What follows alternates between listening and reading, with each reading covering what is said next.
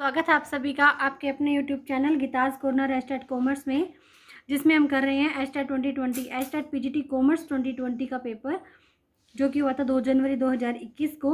हम इससे पहले pedagogy portion, Hindi portion, English portion कर चुके हैं और कॉमर्स के भी सारे क्वेश्चन हम 10 क्वेश्चन सीरीज़ में कर चुके हैं। अब लास्ट बचे हैं 30 क्वेश्चन 61 से लेकर 90 तक के क्वेश्चन, और इनको भी हम 2 वीडियोज़ में कंप्लीट कर लेंगे।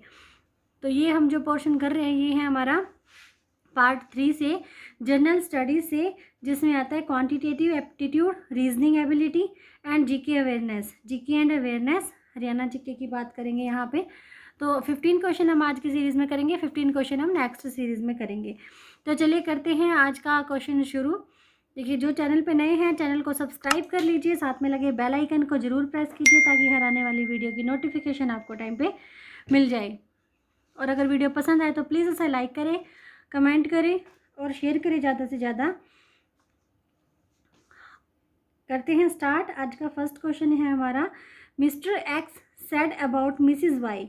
मिस्टर श्रीमान एक्स ने श्रीमती वाई के लिए कहा कि Mrs Y is the wife of the grandson of my mother, कि मेरी माता के पौत्र की पत्नी है।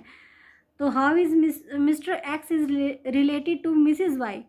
मिस्टर एक्स का मिसिज वाई से क्या संबंध है ये हमें दिखाना है यहाँ पे। देखिए, एक्स, वाई और उनकी मदर, ये 3 पीढ़ियों की बात यहाँ पे करी गई है। श्रीमान एक्स ने यानी कि मिस्टर एक्स ने मिसिज वाई की तरफ इशारा करते हुए कहा कि ये मेरी मदर हैं, जो मेरी माता जी हैं, उनके पौत्र की पत्नी है। ठीक है, 3 पीढ़ियों की यहाँ पे बात चली गई। तो कह रहे हैं एक्स का वाई से क्या रिलेशन है। एक्स का वाई से क्या रिलेशन है? ससुर का फादर इन लॉ का रिलेशन है। नेक्स्ट क्वेश्चन है, in an examination 27% students failed in English and 38% failed in science. If 19% failed in both the subjects then the percentage of passed in both the subject is. इस तरह के question जो है वो बहुत पूछे जाते हैं पेपर में, तो इनको हम करते हैं सॉल्व एक बार। देखिए, इंग्लिश में फेल होने वाले हैं 27 और साइंस में फेल होने वाले 38 और 19 है जो कॉमन फेल है, यानी कि दोनों में ही फेल है। ठीक है, इसको देखा वेन डायग्राम से भी हम ऐसे ड्रा कर सकते हैं। 27 इंग्लिश के हैं, 38 हमारे साइंस के हैं, 19 जो है वो कॉमन है। जब कॉमन को निकाल देंगे तो इंग्लिश के बच्चे कितने बच गए? 8 और साइंस के बच्चे हैं 19, यानी कि only fail in English. English में जो सिर्फ इंग्लिश में ही फेल हुए हैं वो है 8 और जो सिर्फ साइंस में ही फेल हुए वो है 19। तो टोटल फेल कितने हो गए? 8 इंग्लिश के, 19 साइंस के और 19 बोथ सब्जेक्ट्स के, यानी कि 46। अगर मान लो 100 स्टूडेंट्स हैं तो उसमें से 46 जो है वो फेल हो गया, यानी कि फेल परसेंटेज है 46%। तो पास परसेंटेज कैसे आएगा? 100 - 46 करेंगे तो 54% हमारा पास परसेंटेज जो निकल जाएगा। नेक्स्ट क्वेश्चन है, next terms of the following number series are. ये सीरीज में नेक्स्ट टर्म क्या आएगी? देखिए यहाँ पे सोल्व भी किया हुआ है। देखिए, एक नंबर छोड़ के एक नंबर को एक बार उठाएंगे। 20 के बाद 19, यानी कि एक नंबर कम है। 19 के बाद 17, 2 नंबर कम है। 17 के बाद 14, 3 नंबर कम है। यानी कि -1, -2, -3, -4 की सीरीज़ में अगर हम इसको चलाते हैं तो 14 - 4 यहाँ पे आ जाएगा 10। 10 अब हमारा 3 ऑप्शन में है, एक ऑप्शन ख़त्म हो गया यहाँ पे। फिर हम इसको एक नंबर छोड़ के दूसरा नंबर देखते हैं। पहले ओड नंबर को कंपेयर करा, अब इवन नंबर को कंपेयर करेंगे। 20 से 16 आया है -4, 16 से 13 आया है। ठीक है, 16 से 13 -3, 13 से 11 -2 और अब -1 करेंगे, 11 - 1। नेक्स्ट अब क्या आ जाएगा? 10, यानी कि ऑप्शन फर्स्ट हमारा ठीक हो जाएगा। नेक्स्ट है, if Shyam writes down all the integers from 1 to 100 then how many times does he write 3। 3 कितनी बार आएगा? देखिए, 3 हमारा 20 टाइम्स आएगा। 3, 13, 23, 30, फिर ये 3 वाली लाइन पूरी चलेगी, लेकिन यहाँ पे ध्यान रखना है कि 33 में 3 जो है वो 2 टाइम्स है। 39 तक आके फिर 43, 53, 63, 73, 83 देन 93। तो ये जब टोटल काउंट करा तो ये इसको हो गया 20 टाइम्स। 1, 2, 3, 4, 5, 6, 7, 8, 9, 10, 11, 12, 13, 14, 15, 16, 17, 18, 19 देन 20। ठीक है, 3 की जो रिपीटेशन है वो पूछी गई है। 3 जो है वो कितनी बार आता है, तो ये 20 टाइम्स इसका आंसर हो जाएगा।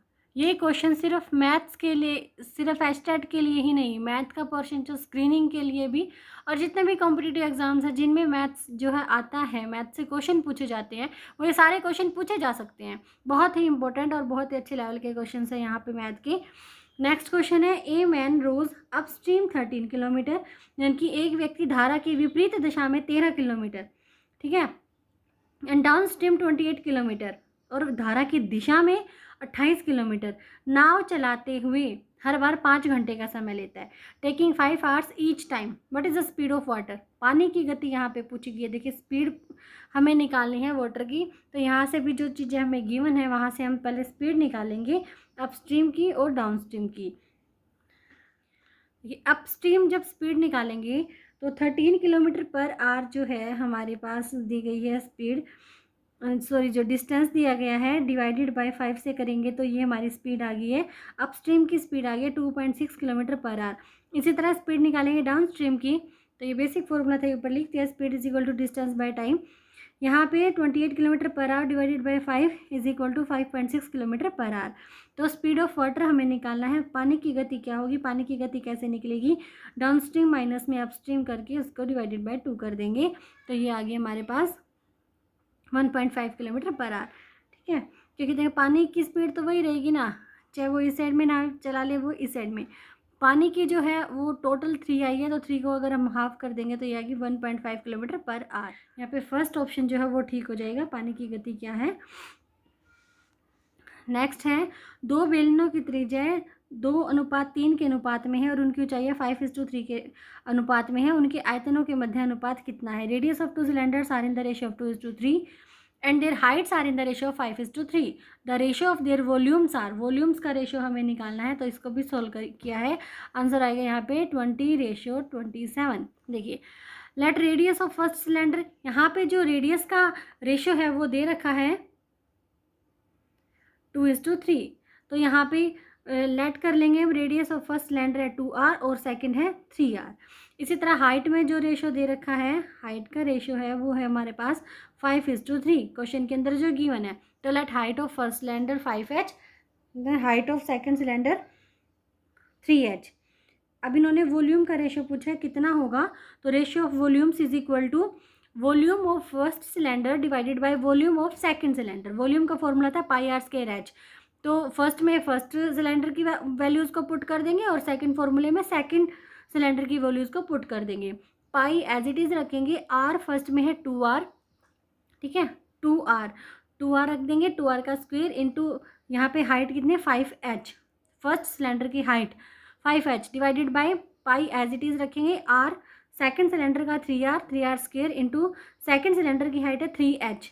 जब इसको हम सोल्व करते हैं तो पाई एज इट इज़ 2πr खुल के क्या हो जाएगा, 2πr का होल स्क्वायर है तो 4r स्क्वायर हो जाएगा into 5h divided by pi into 3r का स्क्वायर है, तो ये 9r स्क्वायर, ठीक है, आगे वाले का स्क्वायर होके पीछे पावर जो है वो ऐड हो जाएगी r के ऊपर 3h। अब 5 4 जा 20, 9 3 जा 27, और यहाँ पाई r स्क्वायर h जो कि दोनों में कॉमन है तो ये कैंसिल हो जाएगा और हमारा आंसर आ जाएगा 20/27। तो मेन क्या था यहाँ पे, हमारा फॉर्मूला मेन था रेशियो ऑफ वॉल्यूम, यानी कि हमारे सिलेंडर की जो वॉल्यूम थी वो निकालनी थी, πr²h। नेक्स्ट क्वेश्चन है, a man is performing yoga with his head down and legs up, सिर नीचे पैर ऊपर करके वो योगाभ्यास कर रहा है, उसका चेहरा पश्चिम दिशा की ओर है, his face is towards the west, in which direction with his left hand be, तो उसका बायां हाथ कौन सी दिशा में होगा, ये आप करके देखना, इसका आंसर आएगा नॉर्थ, बिल्कुल इसका नॉर्थ आएगा। आप अपने जैसे भी दिशाएं हैं उस हिसाब से अगर इसको करके देखेंगे तो इसका आंसर नॉर्थ ही आएगा। नेक्स्ट है, in how many years will a sum of ₹800 become ₹926 ₹10 at 10% per annum, interest compound half yearly, interest लगाना है 6 महीने में एक बार 10% के हिसाब से, 10% पर एनम के हिसाब से यहाँ पे इंटरेस्ट की रेट दी गई है, तो सबसे पहले उस इंटरेस्ट की रेट को ही, यानी कि रेट को हम हाफ ईयरली के हिसाब से हाफ कर लेंगे, 5% हमारे पास रेट रह जाएगी। और ये बताना है कि 800 रुपये कब 926 रुपये 10 पैसे बन जाते हैं। यहाँ पे टाइम पीरियड पूछा गया है कितने टाइम में बनेंगे, तो इसको सोल्व करते हैं। देखिए effective rate for half year कितनी बनेगी, 5%। अभी बताया क्यों बनेगी, क्योंकि जो 10% दे रखा है वो पर एनम के हिसाब से दे रखा है, और जो इंटरेस्ट लगाना है वो हाफ ईयरली के हिसाब से लगाना है। तो यहाँ पे जो टाइम हमें निकालना है इसको हम लेट कर लेंगे। लेट टाइम कितना आएगा, 2n। 2 क्यों आया, क्योंकि एक साल में 2 हाफ ईयर होते हैं ना, तो 2 से हम मल्टीप्लाई कर देंगे। फॉर्मूला यहाँ पुट अप कर देंगे। अमाउंट हमें गिवन है, प्रिंसिपल हमें गिवन है, आर गिवन है, टी निकालना है। अमाउंट दे रखी है यानी कि मिश्र धन कितना है 926 रुपये 10 पैसे। प्रिंसिपल यानी कि मूलधन है 800 रुपये इंटू 1 प्लस में r बाय 100 यानी कि आर रेट हमारे पास गिवन है 5% डिवाइडेड बाय 100 इंटू 2n। इसको सोल्व करते हैं। 926.10 divided by 800 is equal to 1 plus ये जो 800 यहाँ पे मल्टीप्लाई में साइड आके डिवाइड हो जाएगा, और यहाँ पे फिर इसका पॉइंट हटाएंगे तो नीचे 100 आ जाएगा। और इसको सोल्व किया तो 1 + 5 बाई 100 को सोल्व किया तो 105 डिवाइडेड बाई 100 आ जाएगा। ठीक है, इसको ये मल्टीप्लाई करा। अब यहाँ पे ये जो है 92610 डिवाइडेड बाई 80,000 ये हमारा किसका क्यूब आ जाएगा, 21/20 का क्यूब आ जाएगा। अब देखिए यहाँ पे बेस इक्वल है, 21/20 का क्यूब इज इक्वल टू 21/20 का 2n। तो बेस जब इक्वल है तो पावर्स को हम इक्वल में रख देंगे। 2n is equal to 3, n is equal to 3/2। Half year हमारे पास यहाँ पे टाइम आ जाएगा जो कि हमें निकालना था। 68 क्वेश्चन का आंसर आ जाएगा हाफ ईयर यानी कि 1.5। 68 क्वेश्चन का आंसर हो जाएगा 1.5 ईयर्स। 69 क्वेश्चन है, after 5 years father's age will be 3 times of his son's as.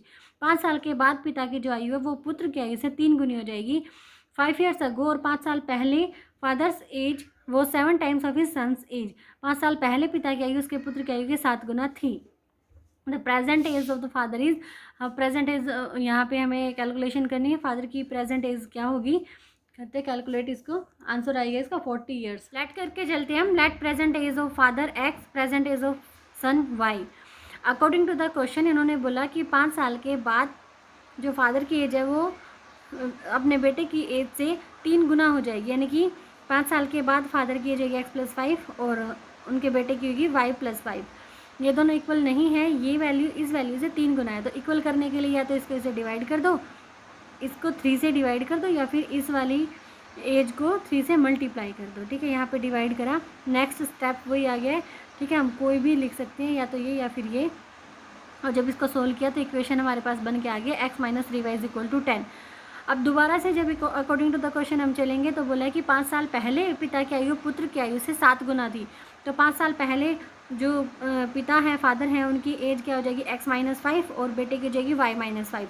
अब ये दोनों इक्वल नहीं है, ये 7 गुना है। तो इक्वल करने के लिए क्या करेंगे, या तो पिता की आयु को 7 से डिवाइड कर दो या पुत्र की आयु को 7 से मल्टीप्लाई कर दो। तो x - y = जब इसको सोल्व किया तो हमारे पास इक्वेशन आ गया x - 7y = -30। दोनों ही इक्वेशन को जब हमने ऊपर नीचे रखा तो y की वैल्यू निकल के आई 10।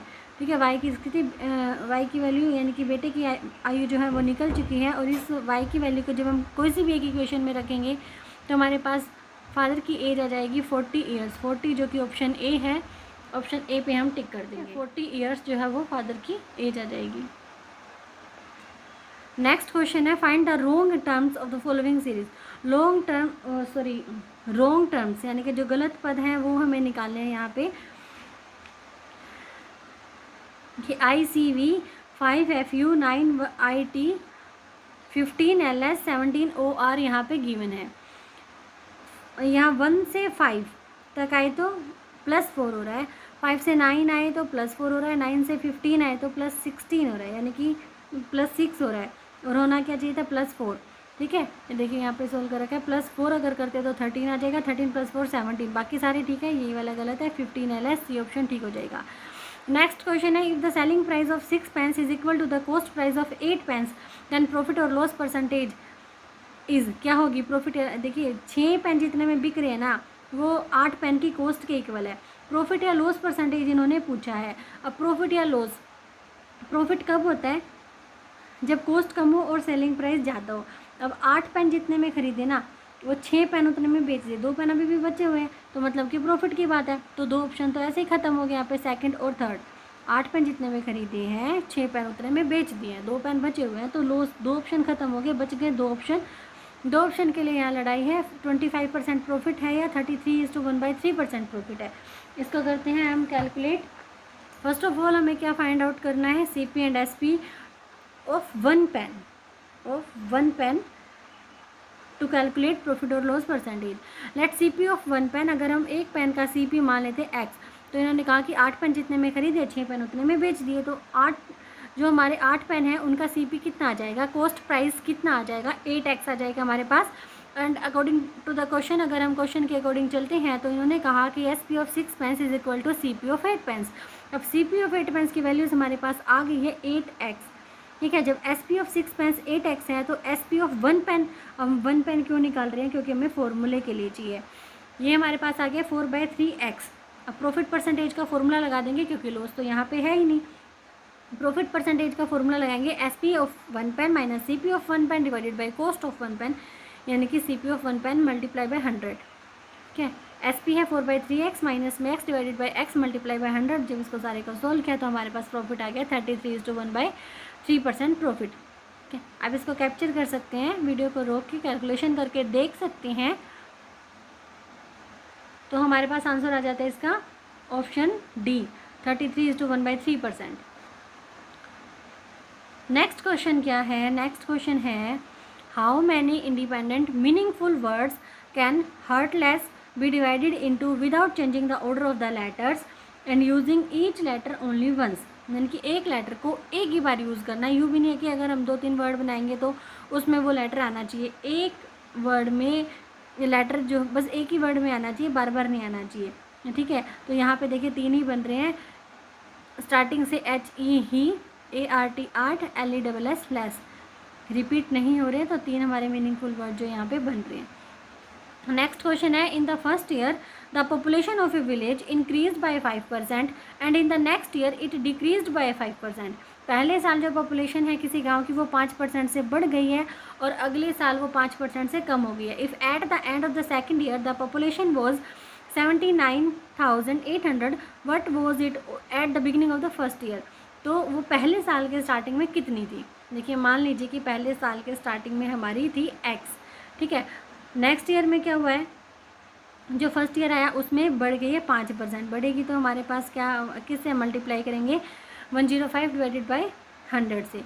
और अगर कम हो जाएगी तो यहाँ पे 100 में से कम कर देंगे, बढ़ जाती है तो 100 में प्लस करके आएगी परसेंटेज, और अगर कम हो जाती है तो माइनस करके ये 95 आ जाएगी, और इज इक्वल टू कितना आ गया 79,800 जो कि गिवन है।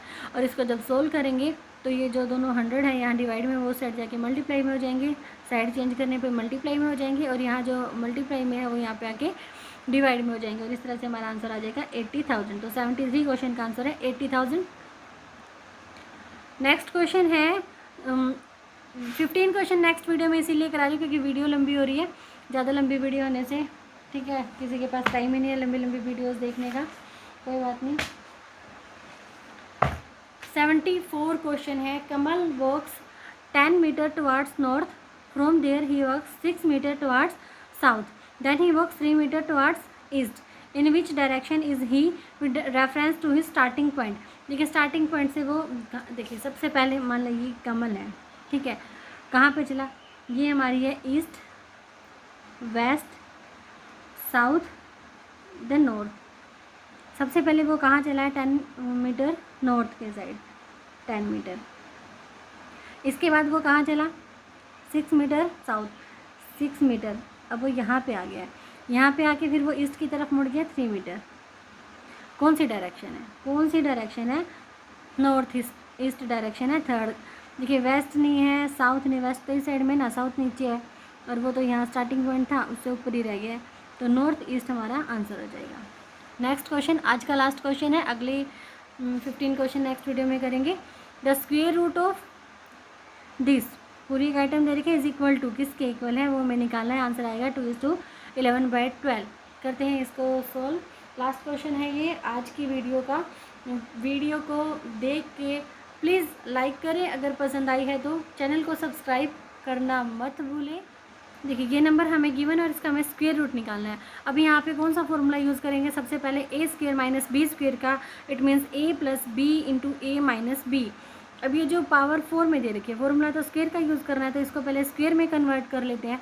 1:3/4 का स्क्वायर, ठीक है, 2 ये 4 पावर थी जो, उसको हमने सब डिवाइड कर दिया है माइनस में, इसी तरह यहाँ पे, और डिवाइडेड बाय जो नीचे है वो सेम रहेगा। अब ए स्क्वायर माइनस बी स्क्वायर का फॉर्मूला जब हमने लगाया तो ये हमारे पास आ गया है, एक बार प्लस कर देंगे और एक बार माइनस कर देंगे। डिवाइडेड में है माइनस वाली आइटम, तो माइनस से माइनस कैंसिल हो जाएगा, और स्क्वायर वाली को आगे हम सोल्व कर लेंगे, सॉरी प्लस वाली को हम आगे सोल्व करेंगे। प्लस वाली जो आइटम्स हैं इसको हमने पहले सही किया है, 7/4 का स्क्वायर प्लस 7/3 का स्क्वायर जब हमने खोला तो 49/16 प्लस 49/9, और इस तरह से आगे एलसीएम लेके जब हमने सोल्व किया तो हमारे पास आ गया है 1225 डिवाइडेड बाई 144। इसका स्क्वायर रूट किया तो ये ऊपर जो स्क्वायर है वो है 35 का, और नीचे जो है वो है 12 का, और फिर इसको जब डिवाइड किया तो हमारे पास आ गया 2:11/12, जो कि है ऑप्शन ए। ठीक है, आज के लिए इतना ही, मिलेंगे नेक्स्ट वीडियो में, बाय बाय।